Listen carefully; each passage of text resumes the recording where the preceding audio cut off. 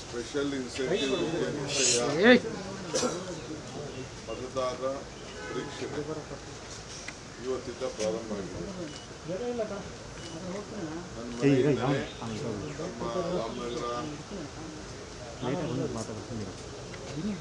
ಇಲ್ಲಿ ಕೆಲಸ ಮಾಡ್ತಿರೋಂಥ ನಮ್ಮ ಬೆಂಗಳೂರು ದಕ್ಷಿಣ ಜಿಲ್ಲೆಯವರು ನಮ್ಮಿಂದನೇ ಪ್ರಾರಂಭ ಮಾಡಿದ್ದಾರೆ. ನಾನು ನನ್ನ ಎನ್ಯುಮರೇಷನ್ ಫಾರಮ್ನ ನಾನು ಸೈನ್ ಹಾಕಿ ಕೊಟ್ಟಿದ್ದೇನೆ. ಸ್ವಲ್ಪ ಮಾಹಿತಿಯನ್ನು ಎಲ್ಲರಿಗೂ ಕೂಡ ನಾನು ಮನವಿ ಮಾಡಿಕೊಳ್ಳೋದು, ನೀವು ವಾಪಸ್ಸು ನಿಮ್ಮ ಹಳೆ ನಂಬರ್ ವೋಟರ್ ಲಿಸ್ಟ್ ಟೈಮಲ್ಲಿ ಯಾವಾಗ ಫೋನ್ ನಂಬರ್ ಕೊಟ್ಟಿರ್ತೀರಿ ನೀವು ಡೌನ್ಲೋಡ್ ಮಾಡ್ಕೊಳ್ಬೇಕಾದಾಗ ನೀವೇ ಸ್ವಂತ ಡೌನ್ಲೋಡ್ ಮಾಡ್ಕೊಳ್ಬೇಕಾದ್ರೆ ಹಳೆ ಫೋನ್ ನಂಬರ್ನ ನೀವು ಕೊಡಬೇಕಾಗ್ತದೆ. ಮತದಾರರ ಹೆಸರನ್ನ ಜೊತೆಗೆ ಮೊಬೈಲ್ ನಂಬರ್ ಕೂಡ ಹಿಂದೆ ಲಿಂಕ್ ಆಗಿದೆ. ಇಲ್ಲ ಈಗ ಬೇಕಾದ್ರೆ ಅವ್ರಿಗೆ ನಮ್ಮ ಅಧಿಕಾರಿಗಳಿಗೆ ಹೇಳಿ ಹೊಸ ನಂಬರ್ನ ನೀವು ಆ್ಯಡ್ ಮಾಡ್ಕೊಳ್ಳಿಕ್ಕೆ ಒಂದು ಅವಕಾಶ ಇದೆ. ಯಾವ ನಂಬರ್ ಕೊಟ್ಟಿರ್ತೀರಿ ಆ ನಂಬರ್ಗೆ OTP ಕೂಡ ಬರೋಂಥ ಒಂದು ಅವಕಾಶ ಇದೆ. ಸೊ ನೀವು ಹೊಸ ಎನ್ಯುಮರೇಷನ್ ಫಾರಮ್ ಕೂಡ ನೀವು ಡೌನ್ಲೋಡ್ ಮಾಡ್ಕೊಳ್ಳಿಕ್ಕೆ ಅವಕಾಶ ಇದೆ. ಹೆಸರಲ್ಲಿ ತಿದ್ದುಪಡಿ ಮಾಡಿಕೊಳ್ಳೋಕ್ಕೆ ಕೂಡ ಅವಕಾಶ ಇದೆ. BLA BLO ಹಾಗೂ ಸೂಪರ್ವೈಸರ್ ಅವರೆಲ್ಲರೂ ಕೂಡ ವಾಟ್ಸಪ್ ಗ್ರೂಪ್ಗಳನ್ನು ಈಗಾಗಲೇ ಮಾಡಿಕೊಂಡಿದ್ದಾರೆ. ನೀವು ಕೂಡ ಮಾಡ್ಕೊಳ್ಬೋದು. ಅದರಲ್ಲಿ ಕುಟುಂಬದ ಸದಸ್ಯಗಳು, ಈಗ ನಾನು ನನ್ನ ಮನೇಲಿ ಇದ್ದೆ, ನನ್ನ ಮಕ್ಕಳು ಹೊರಗಡೆ ಹೋಗಿದ್ದಾರೆ, ಇಲ್ಲ ನಮ್ಮ ತಾಯಿ ಇಲ್ಲಿಲ್ಲ.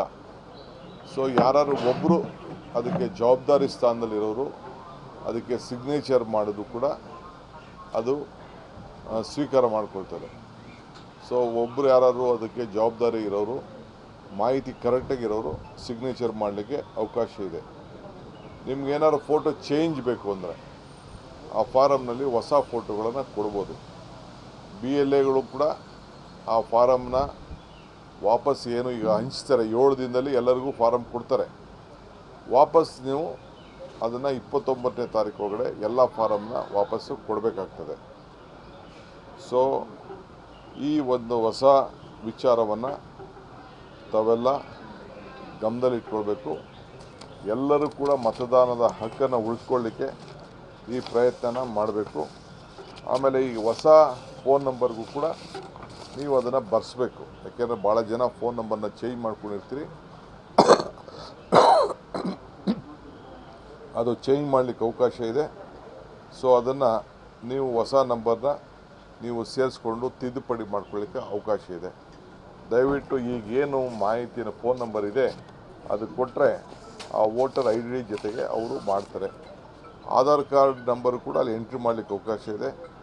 ಆಧಾರ್ ಕಾರ್ಡ್ ನಂಬರ್ ಅಂದರೆ ಮಾಹಿತಿಗೋಸ್ಕರ ಅದು ನಿಮ್ಮ ಆಧಾರ್ ಕಾರ್ಡ್ ಕೂಡ ನೀವು ಮಾಡಿದ್ರೆ ನೀವು ಎಂಟ್ರ್ ಮಾಡಿದಾಗ ನಿಮ್ಮ ಫೋನ್ ನಿಮ್ಮ ಡೀಟೇಲ್ ವೋಟರ್ ಲಿಸ್ಟ್ ಫಾರಮ್ ಕೂಡ ಬರ್ತದೆ. ಅದು ನೀವು ಫಾರಮ್ಮು ತೆಗೆದುಕೊಳ್ಳೋದು ಆನ್ಲೈನ್ ಬೇರೆ ವಿಚಾರ.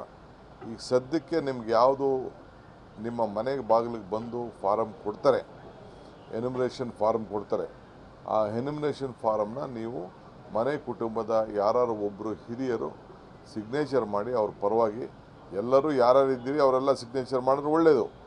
ಇಲ್ಲ ಅಂದರೆ ಹೊರಗಡೆ ಇದ್ದರೂ ಕೂಡ 7 ದಿನದೊಳಗಡೆ ಏನು ಕೊಟ್ಟಿರ್ತಾರೆ ಅದನ್ನು ನಮ್ಮ BLAಗಳಿಗೆ ತಲುಪಿಸ್ಬೋದು. ಇಲ್ಲ BLA ಎತ್ಕೊಂಡೋಗಿ ಅವ್ರಿಗೆ ತಲುಪಿಸ್ಬೋದು.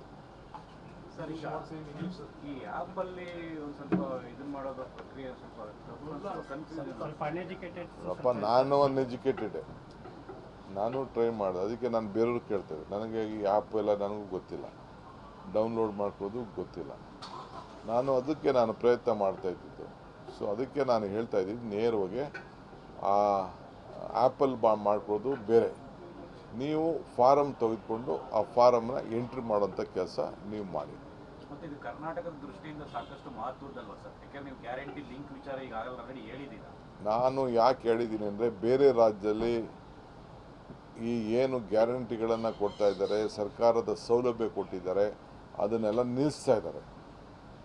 ಬಿಹಾರಲ್ಲಿ ನಿಲ್ಲಿಸ್ತಾ ಇದ್ದಾರೆ, ವೆಸ್ಟ್ ಬೆಂಗಾಲಲ್ಲಿ ನಿಲ್ಲಿಸ್ತಾ ಇದ್ದಾರೆ, ಬೇರೆ ಕಡೆ ಎಲ್ಲ ನಿಲ್ಲಿಸ್ತಾ ಇದ್ದಾರೆ. ಅದೇ ಮಾನದಂಡ ನಮ್ಮ ರಾಜ್ಯಕ್ಕೂ ಬರ್ಬೋದು. ಈಗ ಅವನು ಮತದಾರ ಇಲ್ಲದೆ ಹೋದ್ಮೇಲೆ ನಾವು ಯಾಕೆ ಗ್ಯಾರಂಟಿ ಹಣವನ್ನು ಕೊಡಬೇಕು? ಎಲ್ಲೋ ಓಟ್ ಇಟ್ಕೊಂಡು ಎಲ್ಲೋ ಗ್ಯಾರಂಟಿ, ಇಲ್ಲಿ ಓಟ್ ಮತದಾರ ಇತ್ತು ಅಂತಂದರೆ ಅವನಿಗೆ ಕೊಡೋಣ. ಯಾವುದೋ ಊರಿಂದ ಬಂದು ಅಲ್ಲೂ ತೊಗೊಂಡು ಇಲ್ಲೂ ತೊಗೊಳೋದಕ್ಕೆ ಅವಕಾಶ ಕೊಡೋಕ್ಕಾಗಲ್ಲ. ಎಲ್ಲರೂ ಒಂದು ಕಡೆ ಕೊಡಬೇಕಲ್ಲ. ಅದಕ್ಕೆ ನಮ್ಮಲ್ಲಿ ಯಾರು ರಾಜ್ಯದವರು ಇದ್ದಾರೆ, ನಮ್ಮ ರಾಜ್ಯದವ್ರಿಗೆ ಕೊಡಬೇಕು ಅನ್ನೋದು ನಮ್ಮೆಲ್ಲರ ಚಿಂತನೆ. Thank you.